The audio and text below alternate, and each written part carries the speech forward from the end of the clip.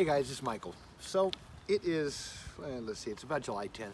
I am back home in Largo, Florida now, and I'm getting ready to take the bike out for a little bit of a ride. If you've watched any of my other videos or you've watched my Instagram posts, then you probably realize that I am significantly early. I'm not supposed to be home in Largo for about another 5 weeks. I'm supposed to be in Valdosta, Georgia today. And there's a story, and I'm gonna get to the story. But I'm home, I'm doing what I do. I'm gonna go for a ride.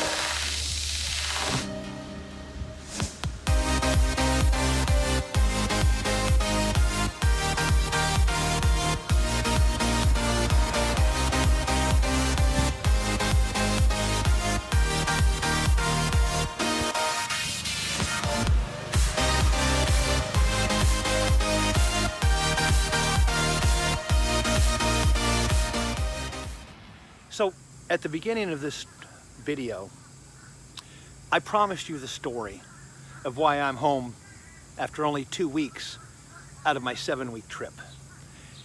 Let me set the stage first. So I was going to pick up a group of musicians. It was a drum and bugle corps called Music City out of Nashville, Tennessee. And this group was a notoriously difficult group. And I'll even offer you an example. The 4 drivers who drove this group last summer were each offered a $1,500 cash bonus to do it again. Effectively a $1,500 tip to be given to them upon completion of the trip. All 4 of these drivers who did it last year roundly rejected the $1,500 and decided not to drive these people again. So to turn down about $1,200 a week salary and a $1,500 bonus, that should give you an idea of how difficult these people can be. I figured I could do it. I've been doing this on and off for 21 years. I figured I could handle it. So off we went. Took 2 days to get to Columbia, Tennessee. Actually, the group was out of Nashville. We met them in Columbia, Tennessee. Took 2 days to get there. We stayed a day. The next night we left for their first engagement, which I believe was from Columbia, Tennessee to Evanston, Indiana. It was about 400 miles, I think. It was six and a half hours of driving through the night. Left at either 9 or 10 at night. Drove till either 3 or 4 the next morning. By the time we got them there, got unloaded, got our stuff together, made it to a room, started sleeping. It was probably 5:30 in the morning. Within 90 minutes of the drivers going to sleep, one of the staff members, and again, this is a musical troupe, one of the staff members decided that he wanted to set up and practice his tuba routine across the hallway, not less than, or I should say, not more than 10 feet away from where we were sleeping, okay? So if you're old enough to remember Sylvester and Puddy Tad or Tom and Jerry, you remember when the mouse or the bird would scare the cat while he was sleeping by banging a cymbal or hitting a drum, and the cat would launch itself out of his bed and literally be hanging from the ceiling by his claws? Effectively, that's what happened to me.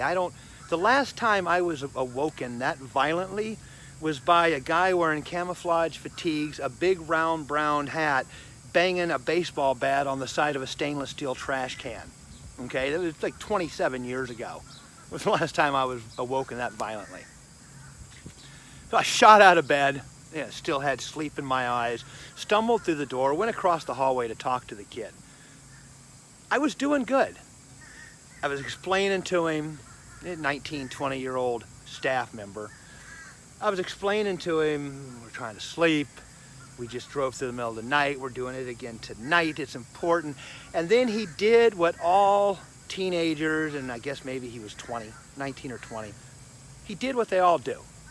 He started doing this number. Started rolling his eyes at me. Any of you who have teenagers? All right, you already know what I'm talking about. Well, that's when I went from being diplomatic to unprofessional, to say the least. I started screaming at him. Now, there's several mistakes I made here. Number one, even though he was just a kid, he was technically staff. Number two, half the other staff was watching. Number three, all the staff were made aware of this probably before I even made it back to sleep. So guess who's driving the staff bus? That's right. I've got all 31 of them on my bus, and they are pissed. I'm pissed at them, and they're pissed at me. Okay, so already I've developed a pretty bad attitude. Now, if you know anything about being pissed, then you will understand that what I'm about to tell you is true. Once you dislike somebody, it is very easy to keep disliking them. You know, do you understand what I'm saying? Everything they do from that point on, you begin to catalog that and keep a list. Yep, I don't like that, I don't like that, I don't like that. Oh, I really don't like that. So in your mind, or maybe on paper, you're keeping a list. Now, you don't like them, now you don't like everything they're doing. That's what I was doing to them, and I'm pretty sure that's what they were doing to me. We didn't like each other, and it was only getting worse. Okay?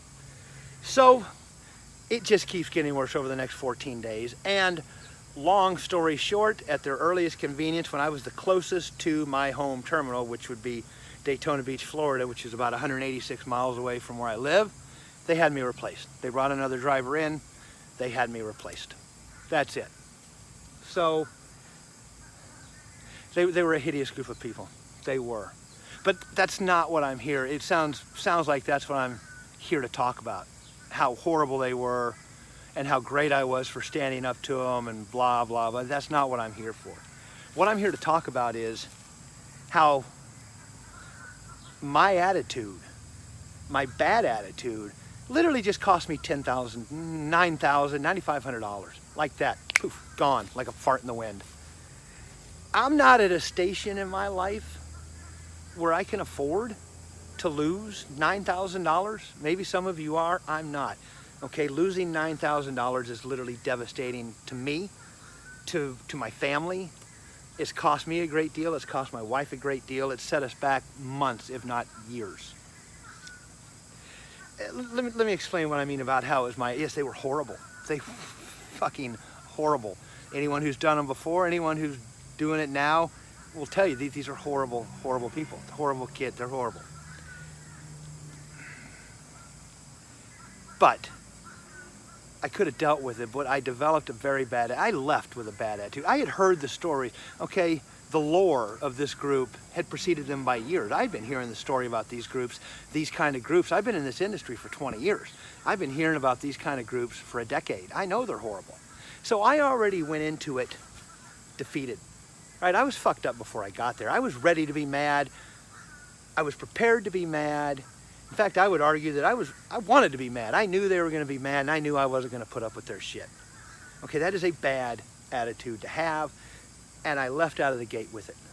You know, yes, it's true, they are bad, but I had set it up to be something huge in my mind.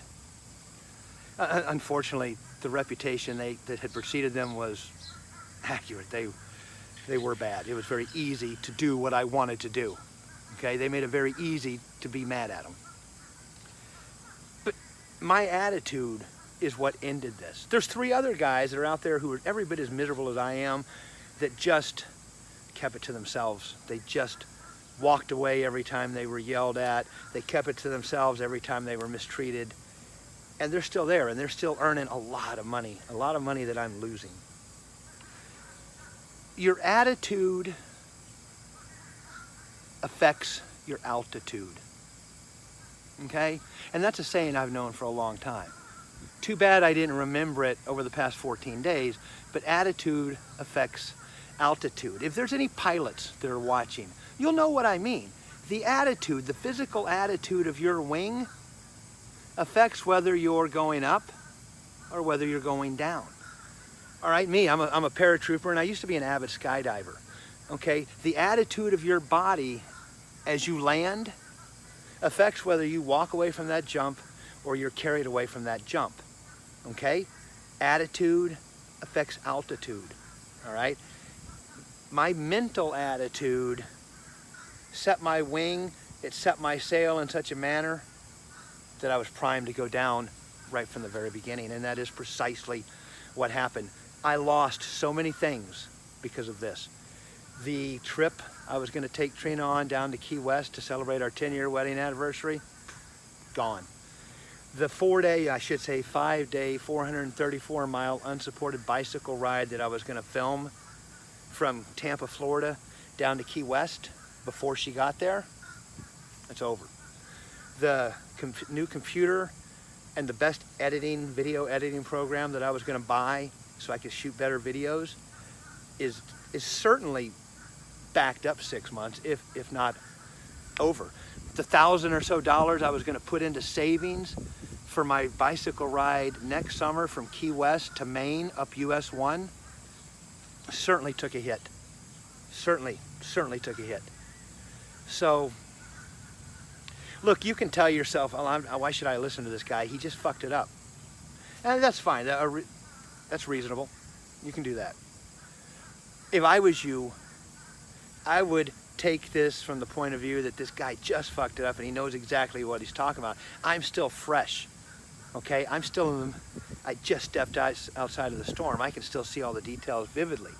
Now, look, I'm not telling you not to stand up for yourself. But if you're gonna, especially around work, things that you require this to make a living, feed yourself, feed your family, enjoy the finer things in life. Be prepared to lose, okay? I'm not saying don't do it, but be prepared to lose. And I was not prepared to lose what I lost, all right? Like I said, $9,000 is a lot of money for me to lose, and I lost it. If you can, that's fine. But before you push your chips into the middle of the table, make sure you're prepared to lose them. All right, I like to call it the golden rule. All right, the guy who has the gold makes the rules. My company is making probably $21,000, $22,000, as high as $23,000 per week for the next 7 weeks off of these buses. They're not interested in what I have to say. They're interested in what the guy writing the check has to say. I had my back up against the wall. Any reasonable man would have realized that. I didn't. I wasn't thinking with my head, I was thinking with my ego. And I backed myself into a corner and I'm paying dearly for it. Anyway, that's the message.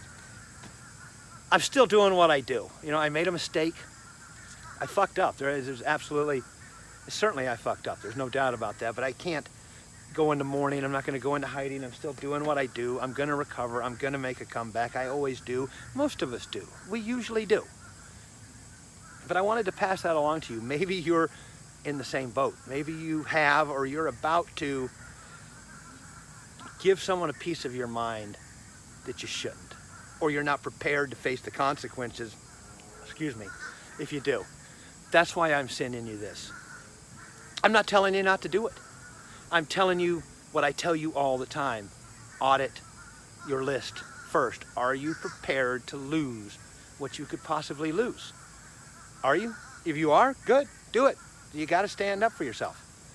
If you're not prepared to lose, rethink it. Take 10 deep breaths, come back tomorrow. That's what I should have done, but I didn't. And that's what I'm here to tell you. Be prepared to lose. If you're not prepared to lose, don't push your chips into the middle of the table. I did, I lost, and I'm reeling. All right, guys, that's it. I told you. Man, I'm no expert. This shit it's a process. Man, you're witnessing it on a day-to-day basis. I'm not there. I'm nowhere near I want to be. This is another one of those instances. I screwed up. Maybe you can get something out of it. Maybe by making this video and putting it out there into the universe, maybe I'll remember next time. History suggests that I won't. Again, it's a work in progress. Maybe I will.